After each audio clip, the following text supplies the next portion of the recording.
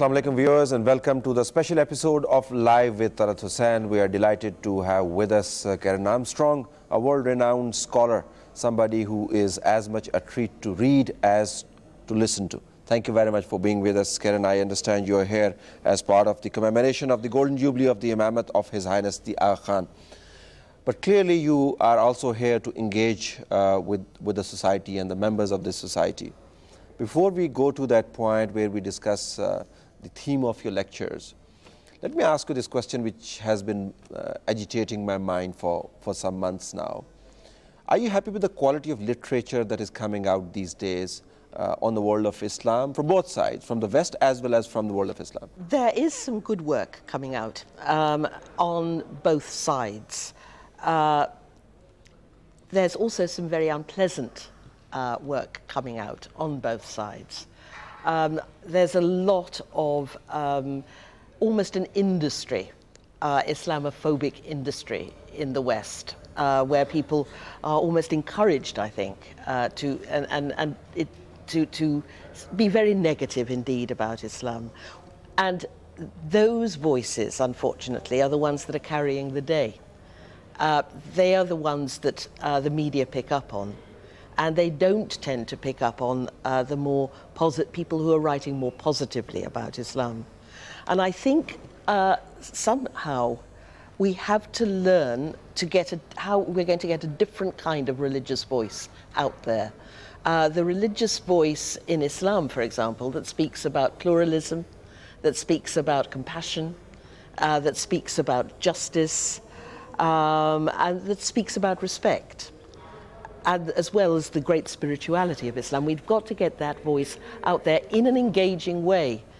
And that's quite difficult to do. Somehow we need to catch the popular imagination. And also dominate the bookstalls, I would say. The more you travel, the more you learn that the nasty type of literature is dominating the bookstalls. And not that your books are not competing very well with those, but really in terms of political depiction of Islam, more nasty literature is coming out. And they get very well promoted. That's especially true in the United States, I think, where there are certain authors who have been really encouraged by the Bush administration and who are coming out with some very unpleasant work. I reviewed a biography of the Prophet Muhammad, which was an absolute disgrace, by a very notable American author. On the other hand, I was able to, in the same review, to write about Tariq Ramadan's new book on the Prophet, which was scholarly and thoughtful, and really trying to put forward some important ideas for Muslims to consider at this moment. Looking at the Prophet's life, looking at the way the Prophet, for example, always was always ready to engage with people who didn't agree with him, people who were not Muslim, people who left Islam. The Prophet was still willing to talk to them, engage with them, and to learn from other societies. He wrote beautifully about when the Prophet made the Hijrah and went to Medina, how very different Medina was from Mecca, and how the Muslim community had to adapt and learn from the host country, and that this has a message today. So you are getting these thoughtful voices. Religion needs, we need to have a jihad, I think, in the good sense, a struggle, an endeavor to find a way to make the traditions of all our religions, and Islam in particular, speak to our very, very troubled times. From what you just told me, it appears to me that literature, and the reason I'm focusing on literature is that we are nothing if not what we read. And what we read defines our perceptions, and this is the communication language and the two-way traffic. And we talk to each other in the same idiom, we quote the same references. So reading is an input to our thought process. So it falls into two categories. One is the literature that is driven by politics, which has a political agenda, though it uses the name of Islam to promote that political agenda. And the other one is in apolitical type of literature. Now, let me play the devil's advocate here. One could say that if there wasn't such a big market for the nasty, politically motivated literature, these books would not be churned out. I mean, after all, somebody buys them and somebody reads them. There are, I think, there are real political imbalances in the world, and most of the troubles that we're having today are not due to religion. They are due to bad policies on the part of the West, bad governance, and that this creates a readiness, a malaise. There's great fear in the world at the moment. Well, our world has changed. Our world changed with September the 11th. We'll never have the same world again. I mean, coming into this hotel today, we had to go through all that security. The world, people are frightened, they're wary. And when people are frightened, then there is an appetite to find a scapegoat for their fears. And in the West, there's a very long tradition of hostility to Islam. Because when the Europeans first encountered Islam in about the 11th century, Islam was a far more sophisticated culture and civilization than anything that was pertaining in Europe at that time. And in fact, Islam was rather like the United States is today, the great world power. And it remained so right up until the 18th century. Everywhere there were Muslims. And Europeans who were crawling out of centuries of barbarism after the collapse of the Roman Empire felt really cowed. And they often tended to think of Islam as everything that they were not. There was a habit of thinking that Islam was the shadow self of Europe. We were creating a new identity for ourselves. Thus, it was at the time of the Crusades, when it was actually Western Christians who were fighting brutal holy wars against Islam, that the idea grew up in Europe that Islam was a violent religion that had conquered by the sword. So they obviously were looking for a justification for what they wanted to do, and therefore they were worried about their own behavior. And were projecting that buried anxiety onto others. And it's the same with the position of women. At that time in Europe, the popes were trying to impose celibacy on the very reluctant clergy. And the scholar monks wrote with great prurience about the Prophet's many wives and treated Islam as a religion that gave too much power to women. And so, again, it was projecting their own worries, their own anxieties onto an enemy they'd created in their own inner. But fast forward to 2008, Karen, one would have hoped in an age where the world has changed, where the popes have changed in more ways than one. Yes, we should have known better. We should have done better in terms of understanding each other. This is a great sorrow, because we've got so much information out there at the moment, and yet we don't seem to know how to process it.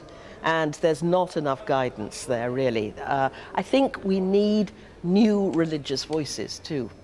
People who are religious leaders, who are from all religions, who are going to promote a more compassionate ideal of religion to counter the politically driven violence that we're seeing, often performed in the name of religion. But the problem, Karen, is that in today's world, when a certain type of ideology is defined in a certain type of a color, and this is a bad or an evil color, then people are reluctant to be exposed to the goodness of that ideology. Let me, create an opportunity for you to share with the viewers your own experience when you were exposed to the ideology of religion, one, and the other side of religion, the higher side of religion, and also when you read about Islam. I mean, how did it contribute to your personality, and how did it change the transformation that was already undergoing? It was an immense, my encounter with Islam was immensely formative. I had a very difficult Christian, Roman Catholic religious experience as a young girl when I was... I read that when you took that train journey and you were looking outside the window, looking at your parents. I read that book of yours. And I became a nun. Absolutely. And lived as a nun for 7 years. And it was a very difficult experience. I wasn't suitable to be a nun. And I was also, I had also entered my convent at a very difficult time when religious life, especially the religious life of women in the West, needed to be reformed. And when I came out, I wanted nothing to do with religion. I thought religion and I were through. I never wanted to read another religious book ever, let alone write them. For about 13 years, I would say, I was probably atheistic. I just thought the whole thing was rubbish and I wanted nothing to do with it. Then I got sent to do a television program in Jerusalem. And there, for the first time, I encountered both Judaism and Islam. Because I'd never really given Islam a thought there. But when you're in Jerusalem and you see these three religions of Abraham jostling rather uneasily at the same sacred sites, you realize the connection between them, and, as well as the hostility. And after that, I started to develop where I tried to see the three religions, Judaism, Christianity, and Islam, as a single religion that had gone in three different ways. And Islam appealed to me enormously because of its pluralism, because of its generous acceptance of other religious traditions. And coming from my very narrow Roman Catholic background, where we didn't think other Christians, even Protestants, were really on the right track, this generosity and appreciation of other faiths was hugely important. When I encountered the Sufis, for example, who quite regularly would cry in ecstasy that when they have glimpsed God, they're neither a Jew, Christian, or Muslim, but are at home equally in a synagogue, a mosque, a temple, or a church, then this spoke immediately to me. And I started then beginning to look at Islam and realized that there was a lot about religion that I simply hadn't encountered in my Christian background. It's amazing that you talk about the space of coexistence in Islam, which never gets highlighted these days. No, and it should do, because what every religion has to do right now, its main task, the main task of our time, is to build a global community where we can live together in peace and respect. And if our religions don't come up to scratch, all of them, they will have failed this test, I think, of our century. And Islam has a head start. Unlike most other religions, you have your scriptures which praise other prophets. You have the continual, in the Quran, God says again and again and again that Muhammad has not come to cancel out the older traditions. That he's preaching the same message as Jesus, as Abraham, as Noah, Joseph, all the great prophets of the past. Ownership of the books of the prophets and the prophets themselves is the ultimate completion of the religion. If you don't own them, you're not a Muslim. I mean, this yes. tells you about the coexistence exactly. spirit in Islam. And that was really thrilling and endorsing to me. And then I started looking into the history of Islam, the spirituality of Islam, and really how wonderfully imaginative and daring Muslim thinkers had been. People like Ibn Arabi, Suhrawardi, the great Iranian philosophers. It was quite an eye-opener to me. It made me think about God differently. It made me think about religion differently. So I would say that Islam has been enormously formative, and that's the voice we need to hear today. The world needs it, and there's a great opportunity here for people to use their imaginations, I think, to create media interest in the idea of Islam as tolerant, compassionate, and broad in its approach to and they don't have to make much of an effort, really. As you were exposed to the true spirit of Islam, you discover it on yes. your own.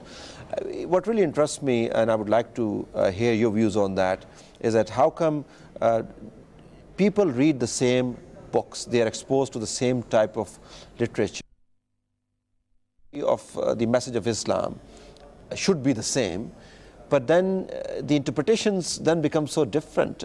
Somebody like yourself reads the books and sees how compassionate the religion is and has a historical view of Muhammad, peace be upon him, and how he was trying to reach out to different people, particularly people who did not like him. Yes. And he was being constantly told by the companions that he had that, why are you engaging with them? Don't engage with them. And he was the one who was saying that we got to engage with them. So that's the letter and the spirit of history.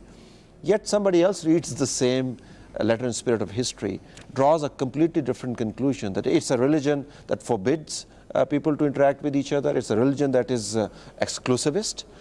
I mean, I'm just trying to understand, why do we draw different conclusions from the same spirit? We all bring to our texts our own inner selves, our own inner conflicts. And I had a very shocking revelation of this about one of my own books, my book about the Buddha. Who could imagine a more peaceable, compassionate person than the Buddha?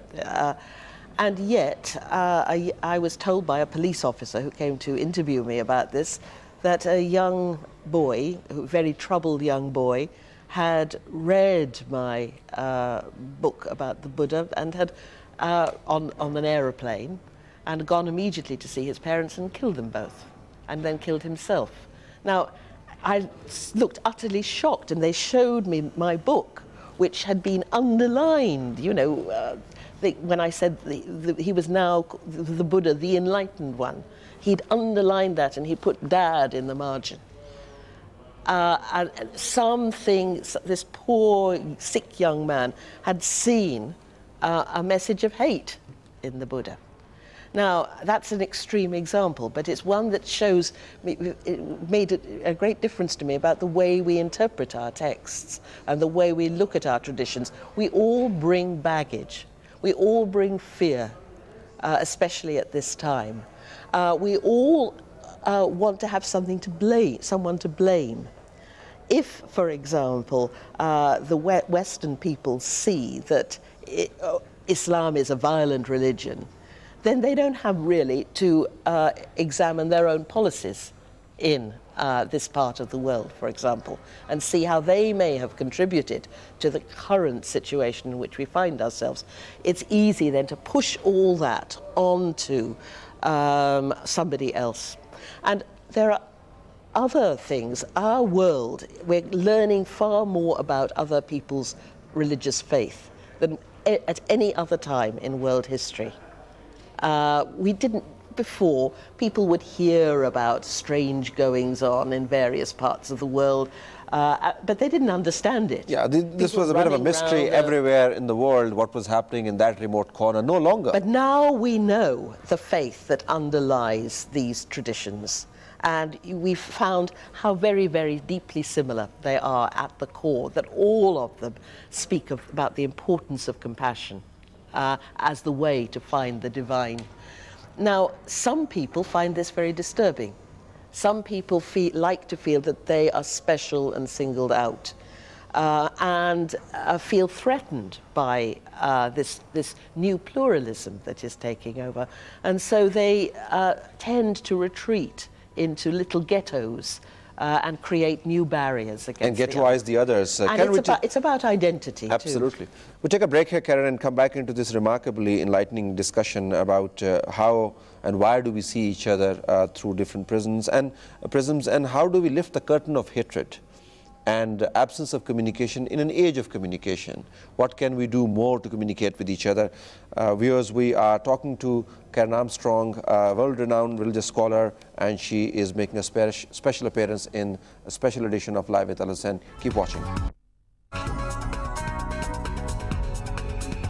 Welcome back. We are delighted that we are having the company of Karim Armstrong. Karim, whenever one listens to you, obviously it's a great experience, and one wishes that more such discourse takes place. But it doesn't. And despite the fact that there's so much literature available and the world is exposed to each other in a manner never before in this age of technology and communication, and there's so much demand for goodness to be transported from one end of the world to the other and shared. That is not happening. That might be because of the political reasons. But whatever happened to the spirit of empirical analysis? You know, the new age person has to be objective. Surely there are times when we can leave aside our biases and be objective about issues, about religions, about other people. That is not happening at a scale one would like it to happen. Why is that? Because it's very challenging. It's very painful to leave our own preconceptions behind, to change our minds, to have a second thought, revise the way we've always thought, especially at a time of crisis. But the religious life is about leaving selfishness behind, this kind of self-preoccupation, bolstering up of our ego, our identity. Religious life says, give that away, and then you become most fully yourselves. The act of Islam, the word Islam means surrender, the surrender of the ego. And when the Prophet, peace be upon him, one of the first started to preach in Mecca, one of the first things he asked his converts to do was to pray, in making the customary prostrations of Muslim prayer. And these, the posture, the position of the body was teaching them at a level that's much deeper than the rational to give up this ego that's always prancing and preening and drawing attention to itself, and to give all that away, to surrender. The counter to the hold your head up high was to bow your head. I mean, that's how you bow your ego as well. Yes, to bow your ego. And of course, a lot of our problems today, we feel we're in a melting pot. We feel, especially Muslims often feel attacked. And they are being attacked, especially not in the media, in the Western media a great deal. So then people tend to get defensive, and that's when the barriers and the fears start coming up. And I fully understand it. But it's the challenge of the religious life, and a challenge of all religious people, not just Muslims, to give up that ego and to reach out to the other, because then you learn freedom, I think. Karim, you're in a unique position because you dialogue and have a discourse with both ends of the extreme. You're uniquely placed. You can engage. You're acceptable in a totally westernized situation. You're also acceptable in a modern Islamic situation as well. So you're as welcome in New York as you would be welcome here in Islamabad. Probably more welcome here than over there, I would suppose. What does the two extreme tell you, this equation? When you talk to the other extreme, say in the West, those who have the blinders on, those who live behind the Iron Curtain, what do they say? Let me hear through you their extreme argument. Well, you say I'm welcome everywhere. One of the places I'm least welcome actually is my own country.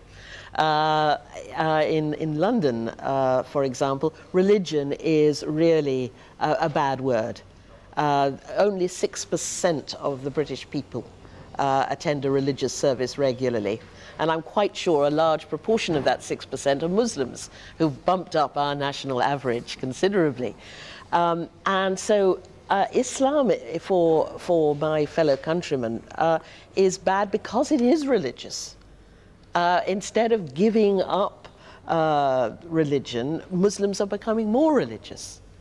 And they point to September the 11th and say, look, you know, that's religion. People actually rang me up on September the 12th, when we were all reeling with horror, and said, you see, what we've told you all along is true. This is what all religion does. It is not specific to Islam, it is entire religion. It's any kind of religion. Any kind of religion. And I've lost count of the number of taxi drivers in London who, when I jump into their cab and they ask me what I do for a living, I tell them I write about religion. They then tell me quite categorically that religion has been the cause of all the major wars in history. So and I mean, people have been saying some really disastrous things about Islam, but they would say it also about Christianity. They would say it also about, not about Judaism so much, but about Christianity. So that's one strand of people who obviously will jump with horror when you tell them about religion. But I will say that after September the 11th, I was in the United States for 3 months. And I was enormously impressed by the way Americans descended upon the bookstores and grabbed everything they could find on Islam off the shelves. And they would come and drive 200 or 300 miles to listen to a lecture like one that I was giving, even if I was telling them hard things about their foreign policy, for example. They were like little birds with their beaks open, and there is that hunger in the United States to learn. In Britain, we didn't have that. British people think America is a predominantly religious society in more ways than it's a very conservative society, so there's a market for religion. Religious, but they also believe in self-improvement. British people feel they know it all already. They don't need to learn. But Americans love going to lectures and studying. And there is a real hunger to learn more. That gets swamped out by the voices of the current administration, by the hardliners. But nevertheless, it does exist. America's a very divided country. And so very often we are presenting ourselves, the worst aspects of ourselves, to each other in the media. People think that the whole of the West is monolithically against them, whereas there is a great desire to learn. I'm glad to say that the Americans have bought my books on Islam in great numbers. But how many of them, Karim, would have drawn the right kind of conclusions as well? That's going to be my next issue. Well, people read about religion in a country like the US, but they also are Bible-reading, evangelical, right-wing forces, which draw the wrong kind of conclusions. And then I want to jump to the other extreme in the world of Islam, how people look at the West. But first on this, how many of them actually understand the spirit of your message? Quite a lot of them do. That's my point. And the trouble is that this hostility is so ingrained that when something like the Danish cartoons crops up, we go right back to the beginning again. It's like those board games, snakes and ladders we used to call it, where you land on a snake and you have to slither down and go back to the beginning again. Now there's that Dutch movie that is coming out. It's going to be another horror. Yes, I'm afraid it is. But yet, you see, I'm constantly invited to go to Holland, and there are Dutch people there who are very, very anxious to learn. America, in particular, is a country that is divided right down the middle on this. And while some of the evangelicals do certainly take a very hard line, and some of the politically right-wing people take a very hard line towards Islam, there is great unhappiness about this in many other quarters.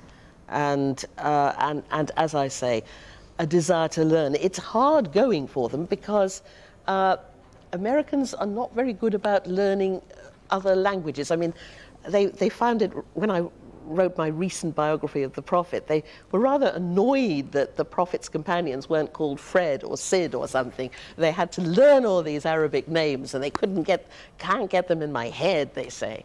But nevertheless, they struggle with it and go with it. And I think it's important for Muslim people to realize that there are people who would be willing to learn more. If only they could. They always ask me, where are they? Where are these Muslims that you're talking about? Okay, we'll come to that point. The silver lining that you talk about from the West. Let's hear from you after the break. The silver lining in the world of Islam, and we'll ask you your observations about what's happening in our own backyard. Viewers, stay tuned. We are talking to Karim Armstrong.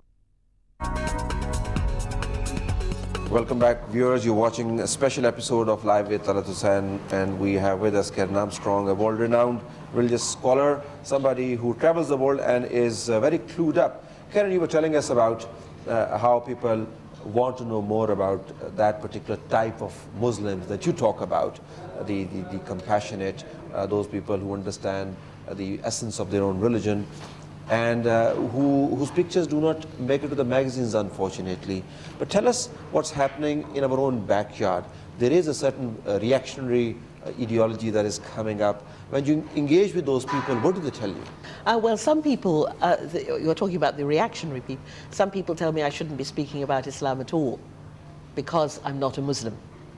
And that because I'm not a Muslim, I have no right to speak about Islam. And my feeling to them is, look,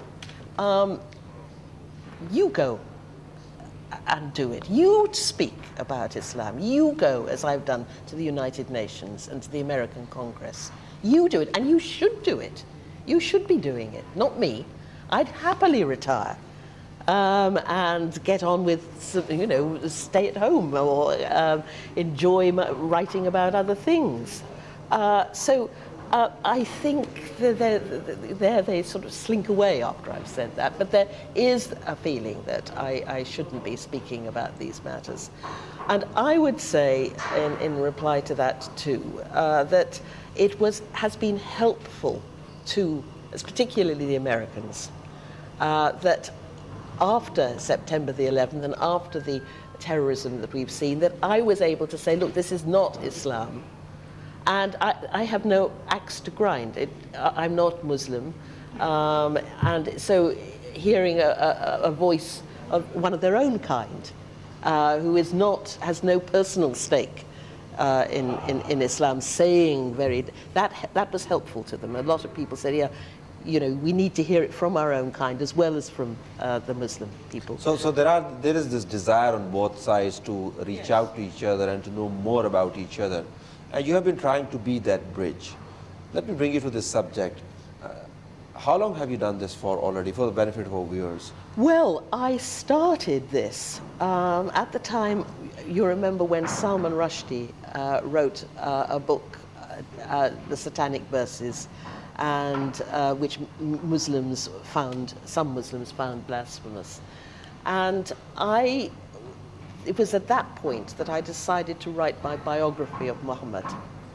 So that was about 1989, 1990.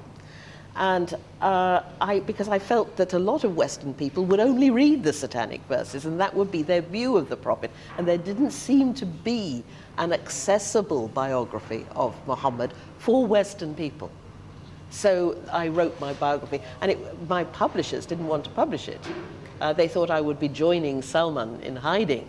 And because it seemed to me quite wrong to be, as many of the Western London intellectuals were doing, to defend a liberal principle of free speech by reviving a medieval bigotry, by reviving a hatred of Islam that went back to the Middle Ages. And people were segueing very happily from sort of criticizing the burning of the book, of Salman's book, into an out-and-out denunciation of Islam as a violent, bloodthirsty religion. I thought, we can't have this. So I wrote my biography of the Prophet. What I hadn't expected at all was that Muslims read it.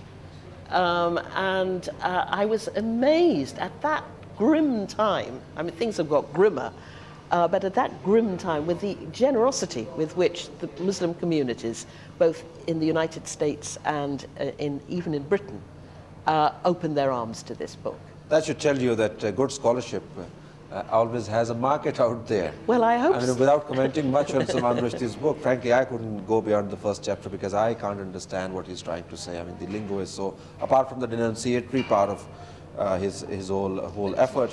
But leaving that aside, so, you know, 18 years is not a long time, but it's a fairly eventful time in a very eventful two decades that we have had. How much of a discourse has changed on this important subject ever since you started to travel and write? I'm just trying to fathom the impact of this kind of an exercise that you undertake, marvelous as it is, on the ground reality. Does it change?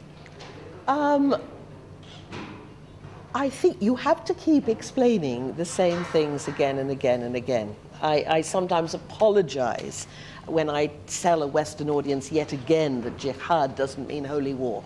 that it means struggle. And I said, I'm really sorry, I'm sure you've heard this many times before, but they haven't.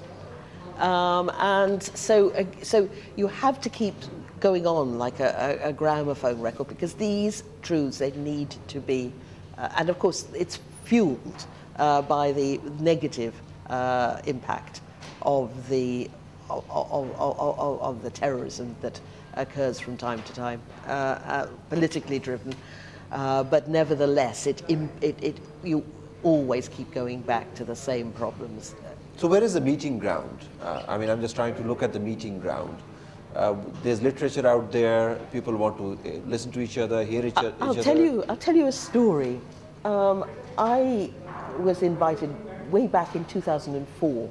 I think it was after the revelations of the Abu Ghraib atrocities.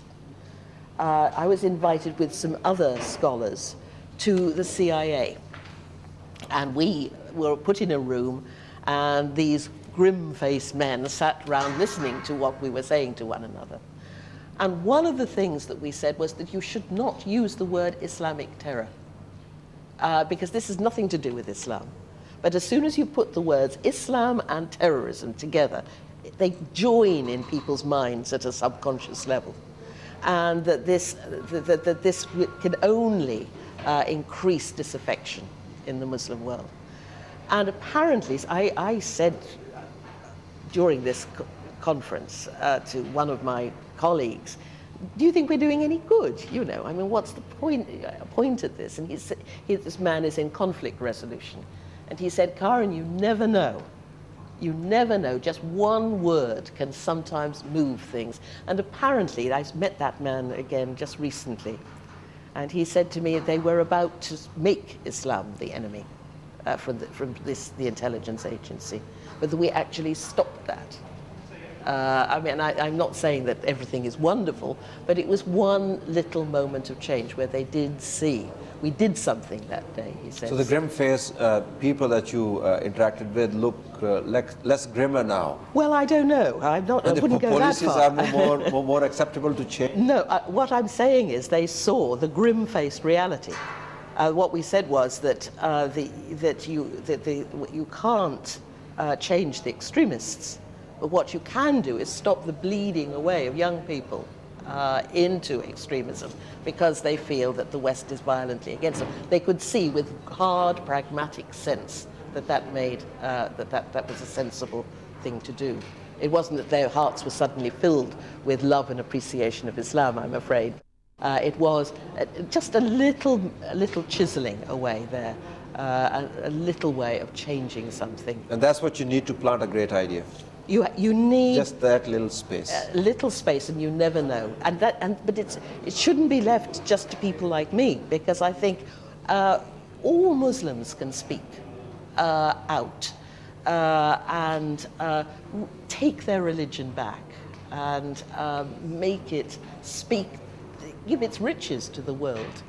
There are all kinds of ways in which people can do it. And I think one of the best things is working together with people, instead of endless interfaith discussions where you explain your religion. And often, if religious people work together on a single objective, they discover commonalities that they didn't know they had before. Karim, thank you so very much. Your great sentence that we should, as Muslims, give the riches of religion to the world. And thank you for trying to make this world more receptive to those riches. We hope you have a delightful stay here, and we hope to speak to you again. Thank you very much. Thank you. Viewers, that's all we have for tonight in the special episode of Live with Hussain. Allah Hafiz.